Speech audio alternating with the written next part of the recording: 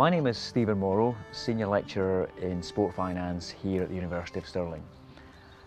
Today I'm going to introduce you to some of the issues around the football finance. We're going to look at where football clubs generate their income from, how football clubs spend that income, and what the consequences and implications are for their financial performance and their profitability. That's going to lead us into a consideration of financial regulation in football, with a specific interest in UEFA's financial fair play regulations. We'll then take a brief look at some of the ownership and governance issues in football clubs. And finally, we'll conclude by looking at the challenges to the established European order of football, with a particular focus on the Chinese Super League. The last 25 years or so have seen an extraordinary transformation in the business and revenues of elite professional football throughout Europe. According to UEFA, club income for 2015 had reached a record aggregate level of €16.9 billion, while European club revenues have grown every year over the last 2 decades at an average rate of 9.3%.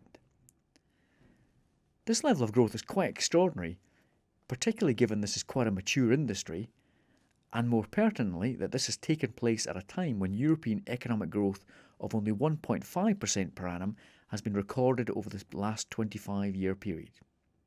As has been well documented, media rights have acted as the catalyst in the transformation of professional football. Here, the English Premier League, the EPL, has led the way. Its 3-year domestic rights deal with Sky and BT, which began in 2016-17, is worth £5.1 billion, a 70% increase on the previous deal, which was in turn a 71% increase on the one before that. In addition, the EPL will generate a further £3 billion approximately from overseas rights. And that's going to increase too with a new Chinese deal kicking in from 2019-20. Continued growth in broadcasting income is apparent in other major countries too, most notably Germany. But it's important to point out that such escalating media rights are not found in every country. For example, in Scotland, the current TV deal sees approximately £18 million per annum shared among 12 clubs. The gap between big and small countries in terms of media income is now bigger than ever. And this also has a particularly marked impact on big clubs in small countries. The challenges faced by clubs in countries out with the Big Five leagues are compounded by changes in the way in which competitions like the UEFA Champions League operates and the way in which that competition is structured, which tends to prioritise the financial interests of big clubs in major TV markets.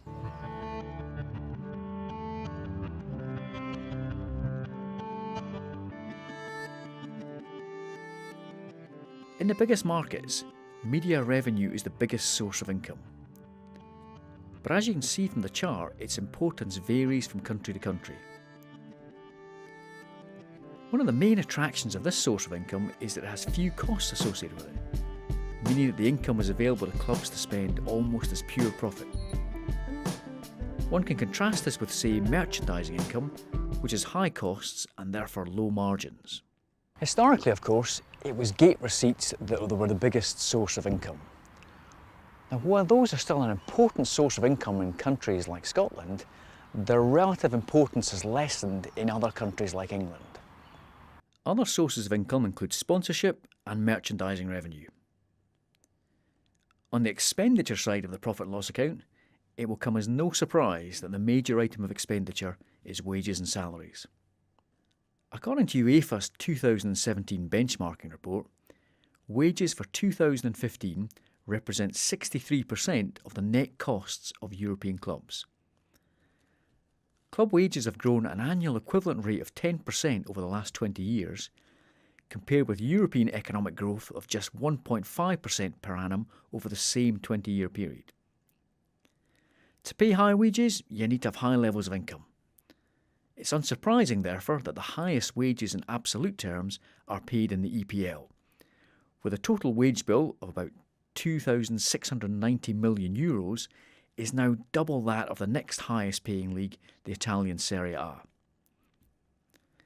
UEFA's benchmarking report suggests that the top paying club, however, is Spanish club Barcelona, which pays €340 million is its salary bill, followed by Real Madrid, and then Chelsea, and then a number of other English clubs.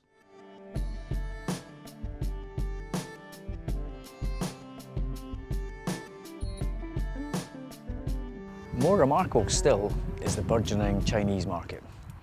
Last year, Argentinian internationalist Carlos Tevez signed for the Chinese Super League team Shanghai Shenhua for a contract worth a reputed £615,000 per week, making him at that point the world's highest earning football player.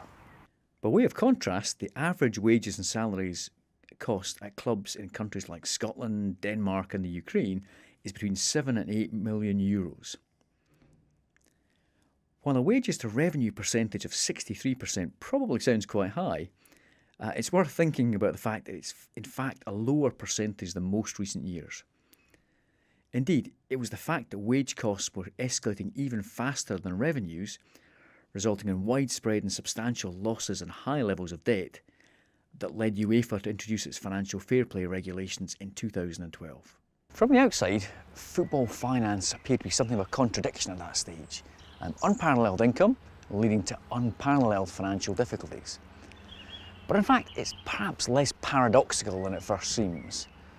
The question to focus on is, why do clubs invest so much in playing talent, both its acquisition and the associated salaries that go with that talent? Three related factors explain this. Firstly, structures. Football has a system of open leagues, sporting merit-based promotion and relegation, and merit-based transnational competitions. Secondly, rewards. The elite level of European professional football, domestic and transnational, is characterised by ever higher levels of income. And thirdly, success factors. Putting this very simply, there is a clear link between wage spending and playing success. All other things being equal, the club with the highest wage bill wins the league more often than not.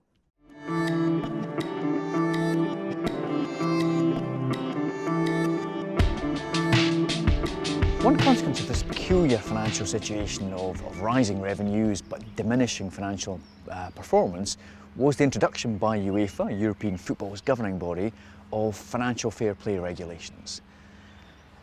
Those were designed to try and improve the performance and the position of clubs, and essentially can be seen as a form of kind of prescriptive financial management.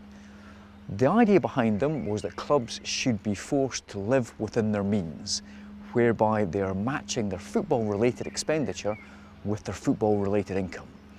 And that was achieved through the introduction of a rolling 3-year break-even calculation. While FFP does not take a position on particular ownership structures, something we'll return to later on, what it does do is it places restrictions on the way in which owners can invest in their clubs, limiting the opportunity for ex-post investment to cover losses, but also ex-ante investment is limited to particular activities such as, for example, investing in a youth academy or facilities or community or social activities. Two things to note about financial fair play. Firstly, it is not going to resolve all of football's financial challenges. That said, the early signs are positive, with the evidence suggesting that salary growth is now matching rather than exceeding revenue growth. UEFA certainly sees grounds for optimism. Secondly, it is not and was never about competitive balance or levelling the playing field. Indeed, one of the criticisms of FFP is that it's likely to reinforce the status quo. That's to say, make it more difficult to find a way of challenging the existing dominant clubs. I mentioned earlier that there are markedly different ownership structures found in football clubs throughout the world. For example, clubs in countries like England, Scotland and Italy have long been structured as companies. The initial motivation for this structure was quite rational, a desire to protect the founders and officers from a personal liability in the event of clubs developing unpayable debts, particularly as wages rose. But its consequences have been far-reaching and continue to have major ramifications for clubs. Many British football clubs have a concentrated ownership structure. That is, companies or clubs that are owned by one or a small number of individuals. A local example of a small Scottish club with this structure is St Johnstone FC, owned by the Brown family. One thing that has changed in recent years for top English clubs is that increasingly clubs' dominant owners have come from overseas. For example, Roman Abramovich at Chelsea or Sheikh Mansour at Manchester City. For a long time, accepted wisdom in the business of football was the concentrated ownership model. The so-called benign dictator or benefactor model was the ideal ownership structure for a club. What could be better than for one's football club to be owned and managed by a wealthy business person, motivated not by profit, but by non-financial objectives such as sporting success?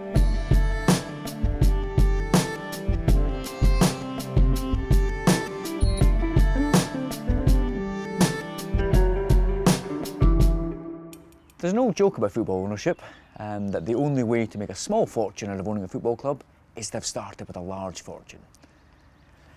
But in truth, concentrated ownership is far from being an unproblematic structure, both for the individual clubs that have that ownership structure, but also for other clubs that are participating in the same league format. Now, for one thing, those organisations operate within a financial and sporting structure which is controlled by separate legal entities such as leagues. Now, that requires those clubs to have a degree of cooperation in the production of football matches and competitions, and hence results in a degree of dependency, both financial and sporting, between those organisations. And at the same time, of course, we know that by its very nature, within sport and within football, there are many more losers than winners. Hence, in pursuit of sporting success, few clubs are uninfluenced by the behaviour and the decision-making of their competitors, which of course then has implications for decisions they take and their own behaviour. But it's also a risky structure, because dominant ownership, what that means is that the stability of the club is a function of the willingness and the ability of the owner to continue to fund the club. Now, that also has implications for accountability, not least in terms of the accountability to key stakeholders like supporters. In some other countries, clubs are structured as member-owned organisations or mutuals, whereby the shares of the club is effectively owned by the supporters. And an example of that would be Barcelona. A third approach is the hybrid structure found in Germany, where clubs are predominantly structured as companies, but where control, 50% plus one of the voting rights, is retained by clubs' members. In the UK, in the last decade or so, there's been some movement towards broader ownership structures, particularly among lower league clubs. Several clubs now have active supporter trusts set up to promote supporter ownership within football. The idea behind it is supporters pool their resources and take a share in their clubs as a way of seeking to strengthen their voice in the management and governance of that club. A few clubs in the UK also have a form of community or supporter ownership overall. One example would be Stirling Albion FC. Another interesting example is Harlem Midlothian FC, which after a fairly disastrous period of a single owner under Vladimir Romanov, is now on a journey towards supporter ownership, which would see it become, in a few years' time, the largest supporter-owned club in the UK.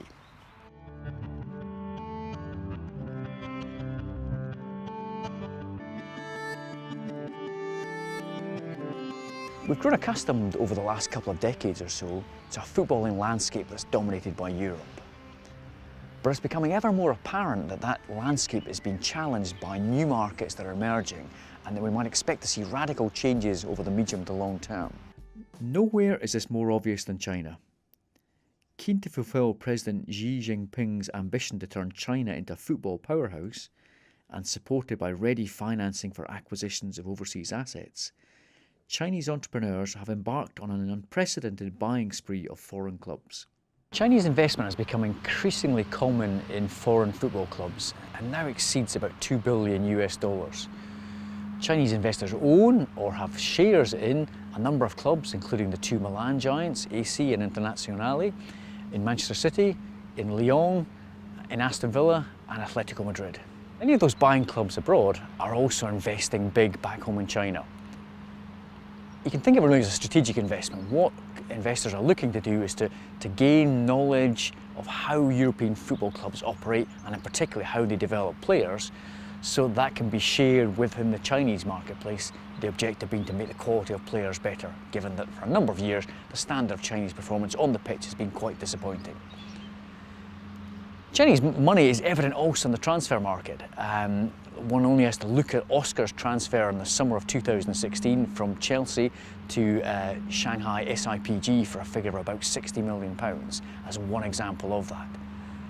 Another example, of course, is the wages that are paid, and we've mentioned previously the very, very high level of wages earned by a player like Carlos Tevez when he moved to the Chinese Super League.